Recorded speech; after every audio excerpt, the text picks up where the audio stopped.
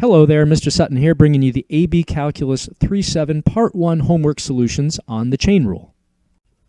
To take the derivative of this function and plug in 2, let's start by taking the general derivative here. So I'm going to rewrite this as f of x equals 2x quantity raised to the 1/2, because I know I'm going to need the power rule, so this makes it a little easier to take it. And I've actually got a chain rule going on, because 2x doesn't just have a derivative of 1. So using my power rule, I've got 1/2 times something to the negative 1/2, the something in this case being 2x. And now I multiply by the derivative of the inner function. Derivative of 2x is 2, so we'll put that out here. And I'm going to simplify this a little bit because I know I'm about to plug in the number 2 to do f prime of 2. So the 2 and the 1/2 here actually cancel out. So I just have 2x to the negative 1/2, which is really the same as having 1 over the square root of 2x. So let me go ahead and plug 2 into that now. So 1 over radical 2 times 2. This is 1 over radical 4, which is just 1 over 2 that simplifies to. So that gives us answer choice B. On this problem, we're trying to take the derivative of sine of 3x. For this, we're going to need the chain rule since this inner function isn't just x. So I'm going to have the derivative of the outer function. So derivative of sine of something is going to be cosine of something, the something in this case being that inner function of 3x. But now I have to multiply by the derivative of the inner function. Derivative of 3x is 3. So cleaning that up a little bit, we have 3 cosine of 3x, which is good for answer choice E. On this one, we're trying to find the derivative of cosine of 2x. We're going to need the chain rule for that because we have a function inside a function. So first we'll do the outer function. We need the derivative of cosine of something. Well, that's going to be negative sine of something, the something in this case being 2x. And then we have to multiply that by the derivative of the inner function of 2x. So that derivative is 2 that we'll multiply by. Cleaning things up here, we can write this as negative 2 sine of 2x, which is going to match answer choice, be careful here, A. On this problem, we're given this f of x function, and we want to know the limit as x approaches negative 1 of this stuff up here. Now, if you look closely, as x approaches negative 1, you've essentially got an a-rock that is getting infinitely small. So this is essentially the derivative of this function at x equals negative 1. This is actually a limit form of the derivative. It's the Leibniz form of the limit form of the derivative. So we need to find f prime and then just plug negative 1 into it. All right, well, f prime, that's going to require the chain rule. So we're going to have 3 times something, x squared plus 1, to the second power, times the derivative of the inner function. So derivative of x squared plus 1 is 2x.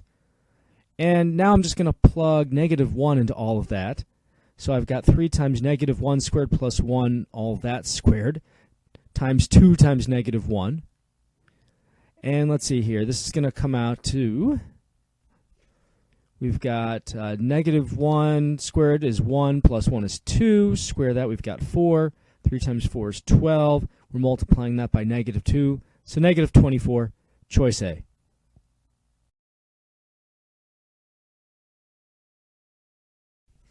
For this problem, I'm trying to take the derivative of this function here. Since I have essentially a function inside a function, I'm going to need the chain rule. So the outer function is going to be something to the 7th power. Derivative of that function will be 7 times the something to the 6th. So 7 times all this stuff in here to the 6th power. That's our outer part of our chain. Now we have to multiply by the derivative of our inner function. So derivative of 2x squared plus 5 is just 4x. So we'll put that out in front. And let's clean that up a little bit to match an answer choice. 7 times 4x gives me 28x. I still have the original 2x squared plus 5 all raised to the 6th, and that's going to match answer choice D. On this problem, they want the equation of a line tangent to the graph of this stuff at the point 1 comma negative 1. Now, one way to do this would be to expand all this out and use the power rule, but I'm just going to use the product rule here. We just have a function times a function. So u prime v plus uv prime. Let me set up my box and ribbon. I've got my factors of x and 1 minus 2x quantity cubed. Let me take those derivatives. Derivative of x is 1, so far so good. And this next one I'm going to need to use the chain rule on. I've got a function that's not x inside another function. So first I start with the outer function. I've got something cubed. Derivative of that is going to be 3 times the something squared. So 3 times 1 minus 2x quantity squared times the derivative of the something, which is going to be negative 2 for the derivative of 1 minus 2x. And now I needed to actually plug 1, the x value 1, into all of this and put it back together in order to figure out the slope of my tangent line. All right, well, let's go ahead and do that. If x equals 1, here's what we have. So x is just going to be 1. Over here, we've got 1 minus 2, which is negative 1, raised to the third is still negative 1. Down here, 1 is still 1. And over here, we've got, let's see, this is going to be 1 minus 2, which is negative 1. Square that, you get positive 1. So you have 3 times 1, which is 3, times negative 2 is negative 6. Now using the ribbon to put it all together, I have 1 times negative 1 plus 1 times negative 6. This is negative 1 minus 6, which is negative 7. So that's the slope of our tangent line. And if you look at all the answer choices, you could actually stop right here because there's only one answer choice that has a slope, and these are all in slope-intercept. Only one answer choice with a slope of negative 7, and that's choice A. But if you really wanted to use the point and do the whole dance, you could use point slope. So we have y minus y1, which is going to be y plus 1 in this case, y minus negative 1, equals our m value of negative 7 times x minus x1, so x minus the x value 1 here. And let's see here, we could distribute this negative 7, so that'll be a negative 7x over here. We'll have a plus 7 as well, but then we subtract the 1. So that ends up actually giving us a plus 6, which matches what we already knew, choice A.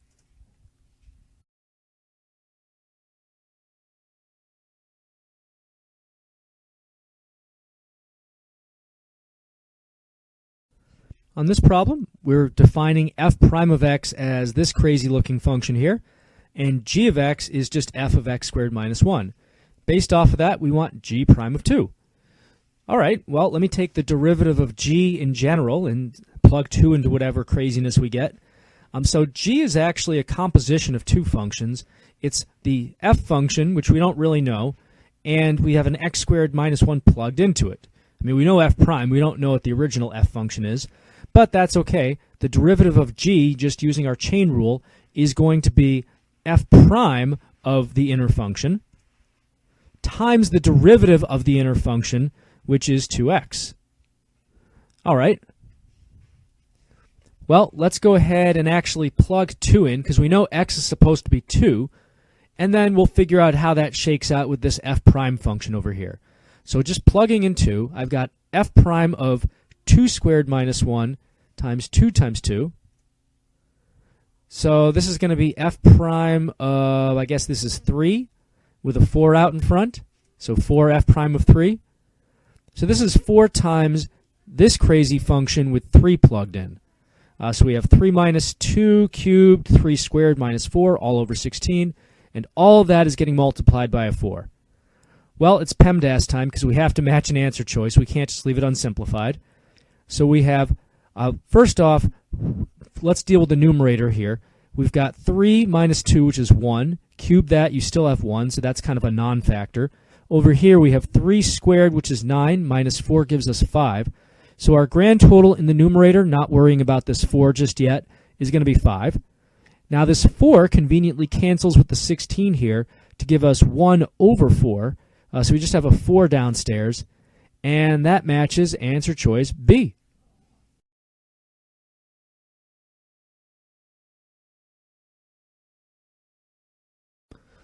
On this problem, we're defining h of x as f of x squared minus g of x squared. This is basically saying take the function of x and then square it, this weird notation. And they also tell us f prime is negative g and g prime is f. Interesting.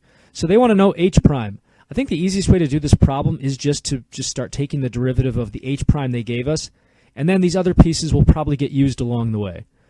So these are both going to be chain rules here. Let's deal with f squared of x first. So this is going to be, the outer function is squaring, so we've got 2 times f of x. Now we have to take the derivative of the inner function, so the derivative of f, which is just f prime. Same kind of deal over here. We're going to have minus 2 times g of x times g prime of x. And here's where we have to tie in these other pieces. So they told us that f prime is really negative g. So this is really 2 times f of x times negative g of x. They also told us that g prime is equivalent to f of x. So here we've got minus 2 times g times f. Let's clean this first term up a little bit. We can rewrite this as negative 2 f of x g of x. And this other one, I'm just going to switch the f and the g because it doesn't really matter what order I multiply these in. So now I see I basically have like terms here and an extra parentheses. Let me get rid of that. So if I have negative 2 of these over here and another negative 2 of these over here, I have a grand total of negative 4 f of x g of x, which will give me answer choice C.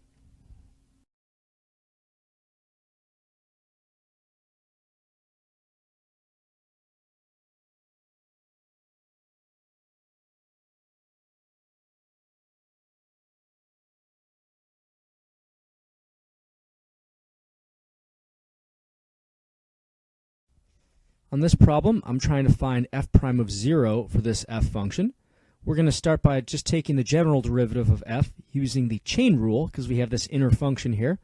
So I've got 2/3 times something to the negative 1/3. So 2/3 times this whole parentheses to the negative 1/3 times the tail times the derivative of my inner function here. Derivative of this inner stuff is going to be 2x minus 2, so I'll multiply by that out front. And I know that I'm going to be plugging 0 into all of this. So I'm going to take a minute to clean all of this up and write it in a form that's easier to plug things into. So I can write this in radical fraction form. I've got, let's see, a denominator that's going to have a 3 and a cube root of x squared minus 2x minus 1. And I've also got a numerator that's going to have this 2 here, along with this 2x minus 1, or 2x minus 2 rather, which I'm going to now distribute. So this is going to end up being, let's see, 4x minus 4 in the numerator. And now f prime of 0, we're just plugging 0 in for all of this stuff. So this is going to be negative 4 up top. And on the bottom here, what do we have? This is going to be, let's see, the cube root of negative 1, which is also negative 1, times 3, so negative 3. So when the dust settles, we have negative 4 over 3 times the cube root of negative 1. This is negative 4 over negative 3, which is 4/3. So that's answer choice A.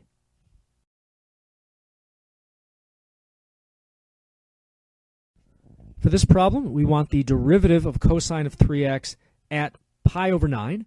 So let's take the general derivative first and then plug pi over 9 into it. So we've got a chain rule that we need to use here.